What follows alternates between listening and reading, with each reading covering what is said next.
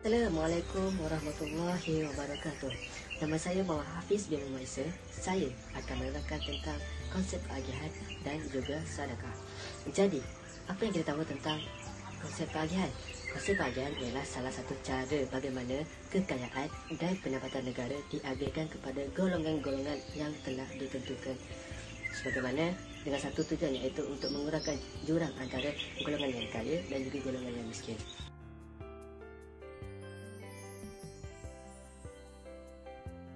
Assalamualaikum warahmatullahi wabarakatuh dan selamat menyambut bulan Ramadan kepada Ustaz Yusra dan seisi keluarga. Nama saya Iqbal Fanshuri bin Firdaus dari kelas IC 2203B2. Dalam video ini saya akan menerangkan tentang prinsip pengagihan secara ringkas. Prinsip pengagihan terdiri daripada dua, iaitu adil dan ihsan. Adil ialah keseimbangan. Ia juga bermaksud hak seseorang itu mestilah diberikan kepadanya. Dalam konteks ekonomi Islam, hak individu dari segi harta bergantung kepada sumbangannya dalam aktiviti ekonomi untuk memperolehi harta sebanyak mungkin, namun menurut batasan syarak. Semua pihak mendapat hak yang sepatutnya. Pekerja mendapat upah atau gaji, usahawan mendapat untung, tanah menghasilkan bayaran sewa dan modal menjana keuntungan. Pengagihan dilakukan sehingga tiada pihak yang merasa teraniaya kerana masing-masing memperoleh sesuatu yang sepadan dengan usaha yang dilakukan. Yang kedua, prinsip ihsan di dalam pengagihan. Oleh kerana pada asalnya Allah SWT pemilik semua harta dan sumber, maka Allah berhak menentukan pengagihannya. Tidak semua orang mendapat pengagihan yang cukup dalam bentuk upah, maka mereka memerlukan bantuan ihsan. Ihsan berlaku dari golongan berada kepada golongan kurang berkemampuan seperti orang miskin, cacat, balu, anak yatim dan seumpamanya. Mereka ini sebahagiannya tidak aktif dalam aktiviti ekonomi, manakala sebahagian yang lain telah berusaha sedaya upaya tetapi gagal memenuhi semua yang mereka perlukan. Ihsan boleh dilakukan dalam bentuk zakat, sedekah, kafarah, faraid, hadiah, derma dan sebagainya. Ini dapat membantu merapatkan jurang pendapatan di antara golongan kaya dan miskin serta meningkatkan kuasa beli. Okey, itu saja untuk prinsip pengagihan. Matlamat aktiviti pengagihan terdapat 3, iaitu pertama, membasmi penumpuan harta di mana pengagihan tersebut dilakukan secara adil dan tidak memfokuskan kepada sesetengah individu dan golongan sahaja. Yang kedua, ia bagi mewujudkan sebuah sistem ekonomi yang praktikal di mana pembahagian harta selaras dengan hasil usaha yang telah mereka lakukan, seperti gaji yang dibayar oleh majikan selaras dengan kerja yang dilakukan oleh pekerjanya. Okey, yang terakhir, setiap individu mendapat hak masing-masing di mana aktiviti pengagihan ini bertujuan untuk setiap individu untuk mendapatkan hak masing-masing. Ekonomi Islam tidak bertujuan hanya memfokuskan kepada proses pengeluaran sahaja, tetapi Allah juga telah menetapkan harta bagi pembahagian rakan kongsi. Seterusnya, saya akan membincangkan tentang salah satu daripada kaedah pengagihan, iaitu wakaf. Wakaf dari segi bahasa iaitu al-habs dan bahasa Arabnya, dan bermaksud ditahan, dan harta yang dihalang ataupun al-mana'. Manakala dari segi istilah ialah sebarang harta benda yang disumbangkan oleh pewakaf dari setiap penjualan, harta pusaka, pemberian, dan selain mengekalkan sumber fizikalnya akan mendekatkan pewakaf kepada Allah SWT. Dan beralih kita kepada nas pensyariatan wakaf. Sumber nas disyariatkan amalan wakaf ini adalah daripada sabda Rasulullah SAW yang bermaksud, apabila matinya anak Adam, terputuslah amalan kecuali 3 perkara. Yang pertama, sedekah. Yang kedua, ilmu yang bermanfaat. Yang ketiga, anak yang soleh yang mendoakan mereka. Hadis riwayat Muslim. Manakala dari sumber Al-Quran, surah Al-Baqarah ayat 261, yang bermaksud bandingan pahala orang-orang yang membelanjakan harta mereka pada jalan Allah umpama sebiji benih yang tumbuh menerbitkan 7 tangkai, dan tiap-tiap tangkai itu pula terdapat 100 biji. Dan ingatlah, Allah akan melipat gandakan pahala bagi siapa yang dikehendakinya, dan Allah lah yang maha luas kurnianya lagi maha mengetahui. Seterusnya ialah rukun wakaf. Wakaf menjadi rukun ya, dan rukun tersebut terdiri daripada 4. Yang pertama, orang yang berwakaf, iaitu wakif, al-wakif. Yang kedua, benda atau harta yang diwakafkan, iaitu al-mauquf.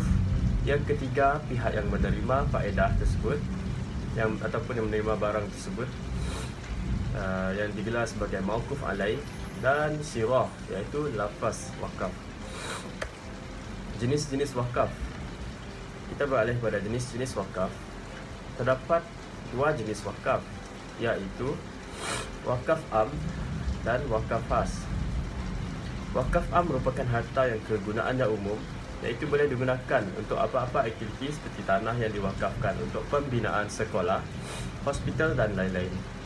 Seterusnya, al-wakaf khas, iaitu merujuk kepada wakaf harta yang dimanfaatkan khusus untuk pihak tertentu seperti madrasah, masjid, rumah anak yatim, perkuburan dan lain-lain. Seterusnya kita beralih kepada hikmah berwakaf. Hikmah berwakaf, terdapat pelbagai hikmah sekiranya kita berwakaf.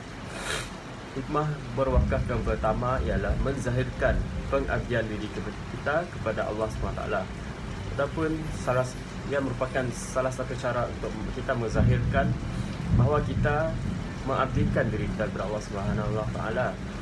Yang kedua, sebagai langkah mendekatkan diri kepada Allah SWT. Yang ketiga, mendapat kebajikan yang berkekalan walaupun pewakaf telah meninggal dunia, seperti yang telah disebut di dalam hadis Rasulullah SAW. Yang keempat, berkongsi manfaat di kalangan umat Islam dalam menyemarakkan syiar Islam. Yang terakhir ialah ianya dapat mengukuhkan perpaduan dan ekonomi ummah. Definisi wasiat. Wasiat bermaksud ikhrar seseorang itu dibuat ketika masa hidupnya ke atas hartanya untuk menyempurnakan pengagihannya ke atas ahli waris selepas kematian. Okey, kaedah pengagihan harta wasiat. Harta wasiat boleh difaraidkan kepada ahli waris, dan ia hanya boleh diwasiatkan sebanyak 2/3 sahaja. Selepas itu, harta wasiat hendaklah diselesaikan hutang dahulu sebelum difaraidkan kepada ahli waris. Okey, dalil bagi wasiat harta. Harta ini pada awalnya Allah telah mewajibkan ibu bapa dan kaum kerabat untuk mewasiatkan harta. Tetapi seterusnya Allah memansuhkannya dalam surah An-Nisa ayat 7, di mana Allah telah menerangkan cara-cara dan hukum-hukum untuk melakukan pengagihan harta secara farad. Jadi, antara aktiviti pengagihan yang dianjurkan dalam Islam ialah sedekah. Maksud sedekah? Sedekah ialah satu aktiviti yang di mana sebilangan harta dikeluarkan untuk diberikan kepada salah golongan-golongan yang amat memerlukan. Jadi, ada 3 golongan yang sunat diberikan sedekah, iaitu ialah ahli keluarga dan kaum kerabat yang berhampiran dengan kita. Yang kedua pula ialah memberikan sedekah kepada golongan yang amat memerlukan, seperti orang yang sangat lapar dan tiada pendapatan. Yang ketiga ialah golongan yang kaya, kafir dan fasik. Dengan ini, tujuan sedekah pada golongan ini adalah untuk mengingatkan mereka tentang kekayaan mereka sebenarnya datang daripada Allah Subhanahu Wa Taala.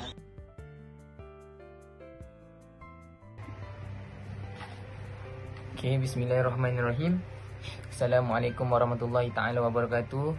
Nama saya Syamirul Afiq bin Saiful Amir dan saya akan membentangkan tentang zakat, iaitu zakat ni adalah antara jenis-jenis pengagihan juga di dalam Islam. selain daripada sedekah, wakaf dan hadiah dan lain-lain juga. Pertamanya saya akan memberitahu tentang zakat dari segi bahasa. Zakat dari segi bahasa yang menyucikan, membersihkan atau mengembangkan. Dari segi istilah pula, zakat ialah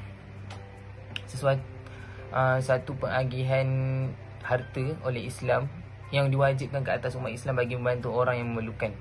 Kemudian saya akan pergi kepada jenis-jenis zakat. Jenis-jenis zakat ada dua. Yang pertama zakat fitrah dan yang kedua zakat harta. Zakat fitrah inilah zakat yang difardukan ke atas setiap individu, lelaki atau perempuan Muslim yang berkemampuan dengan syarat-syarat yang ditentukan. Zakat harta pula terbagi pada 7 jenis zakat juga. Pada 7 jenis zakat. Yang pertama ialah zakat perniagaan, zakat pelaburan, zakat emas dan perak, zakat takaful, zakat KWSP, zakat wang simpanan dan zakat pendapatan. Antara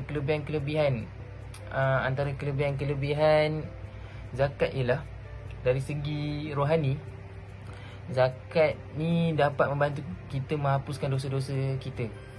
Seperti sabda Muhammad SAW, sedekah atau zakat ini dapat menghapuskan kesilapan-kesilapan kita seperti memadamkan air.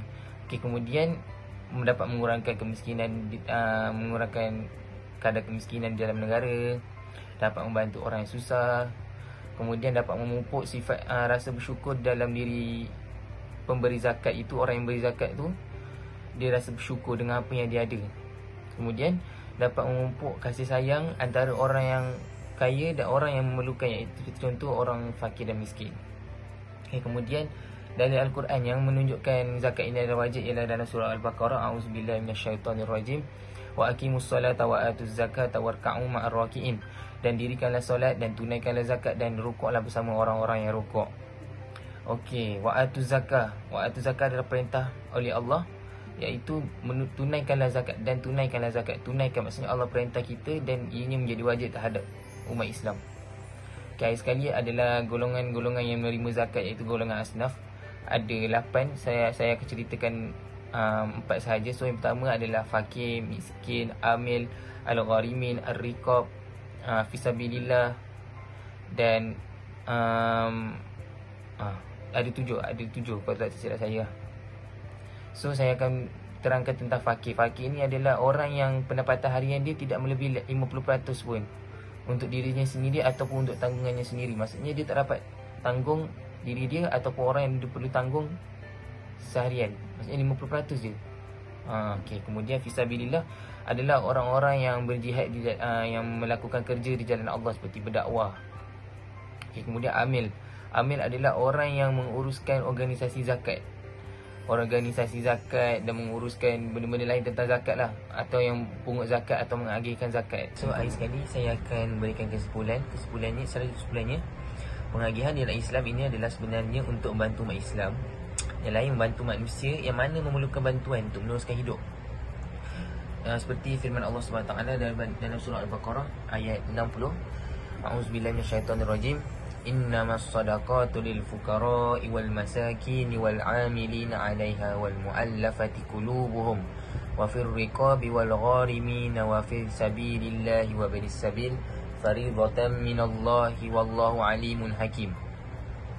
Yang bermaksud, sesungguhnya sedekah-sedekah ataupun zakat itu hanyalah untuk orang-orang fakir dan orang-orang miskin dan amil-amil yang menguruskannya dan orang-orang mu'allaf yang dijinakkan hatinya, dan untuk hamba-hamba yang hendak memerdekakan dirinya dan orang-orang yang berhutang, dan untuk dibelanjakan pada jalan Allah, iaitu orang fisabilillah dan orang-orang yang bermusafir dalam perjalanan. Ketetapan hukum yang demikian itu ialah sebagai satu ketetapan yang datang dari Allah. Dan ingatlah, Allah Maha mengetahui lagi Maha bijaksana. Sekian daripada kami. Assalamualaikum warahmatullahi taala wabarakatuh.